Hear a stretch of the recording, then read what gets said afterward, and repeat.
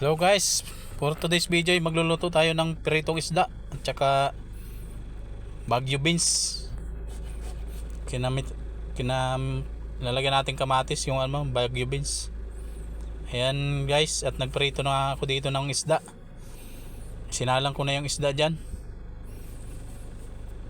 Ayan, kumukulo. At ito pagkatapos ito, habang nagpiprito pala ako ng isda diyan, inaayos ko naman itong pang torta natin na na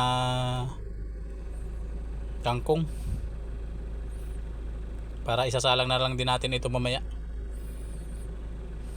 Ayan, hintayin natin na yung isda maluto. At yan pala, yung isda na yan binaliktad ko na rin. At yan mukhang malapit na siyang maluto. At yan, binabantayan natin yung isda.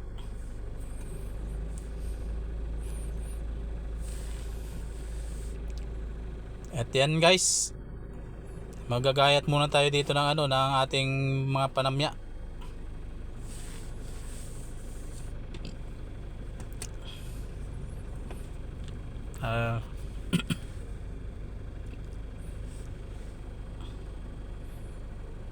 Ayan, at luto na pala yung isda natin. Ahunin na natin.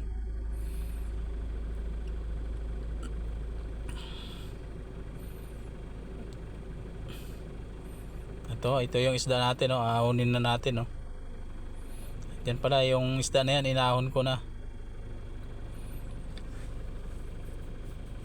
Nagdahan-dahan lang tayo kasi tumatalsik yung mantika. Ayan yung isda natin,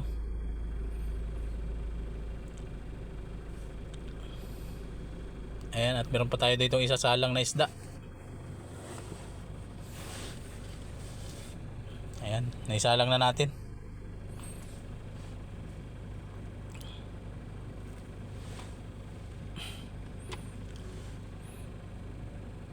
Ayan yung isda natin, sinasalang na natin.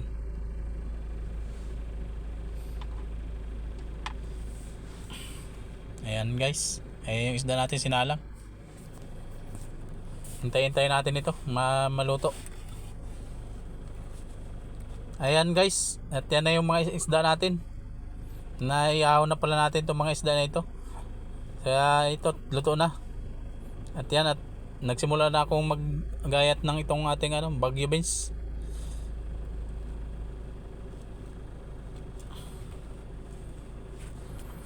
Gayatin lang muna natin to.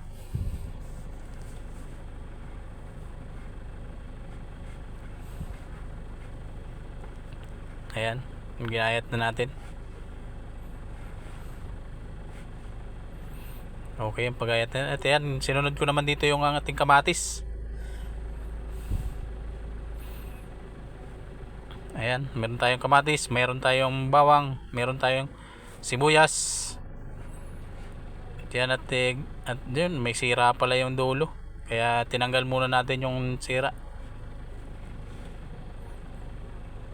At yan, ginayat na natin yung kamatis.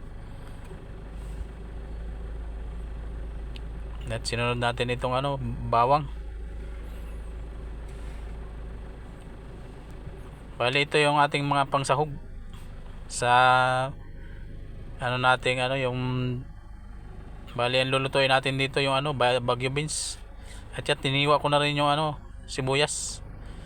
Ayan, ginawa ko ng 2 sibuyas para medyo marami-rami. At yan, at meron pa dito isusunod na natin yung bawang. Ayan, ito na yung ating panamya. At saka yan yung lulutuin natin, Baguio beans. Meron tayong panamya, bawang, sibuyas, kamatis. At meron din tayo dito yung kaunting manok na pansahog, para may lasa naman yung ating Baguio beans. At ayan, ninugasan na natin yung ating Baguio beans para malinis. At yan, at sinaling ko na dito sa lalagayan. At sinunod ko na itong yung pansahog natin na manok, para medyo malasa yung ating lulutuin na Baguio beans. At yan, at nagpainit na ako ng mantika. yan, para maisalang na natin itong ating lulutuin.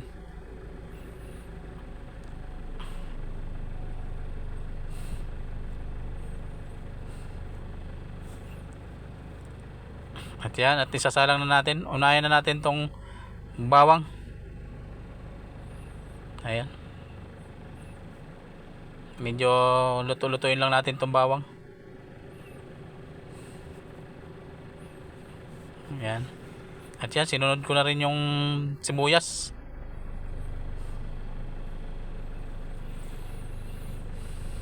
Halo-haloin lang natin to, guys. Ayan. Ito po ay napakasimpleng luto lamang, sa lutong bahay lang po ang ginagawa natin dito. Ayan, sinunod na natin yung kamatis.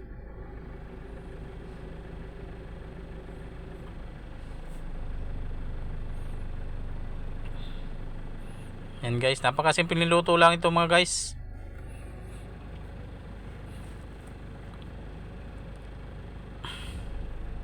At yan, sinunod na natin yung pansahog natin na manok. Ito yung magbibigay lasa rin sa ating niluluto. Ayan, naluluin lang natin. At yan, tinagdagan natin to ng kaunting tubig, tapos papakuloyin lang natin to. Ayan, pinakulo natin ng bagya. At yan, kumukulo na. At nung kumulo na, nilagay na natin itong ating Baguio beans. Ayan. Tapos halo-haloin natin, guys. At pagkatapos yan ay nilagyan ko na rin yung ng paminta. Ayan. At dyan medyo dadagdagan na rin muna natin to ng kaunting pampalasa pa. Ito yung tinatawag nila na magic sarap. Magic sarap, baka naman. Ayan, nilagyan na natin ng magic sarap para medyo malasa-lasa. At dito nilagyan ko ng kaunting asin. Ito yung asin naman, depende sa panlasa nyo kung gusto nyo dagdagan. At yan, at tinakpan ulit natin para maluto siya. At yan, pagkatapos yan, naluto na yung ating Baguio beans. Ayan guys, sarap nito guys. Pwede nyo itong isubukan. Parang ginisa lang to sa sa kamatis. Yan guys.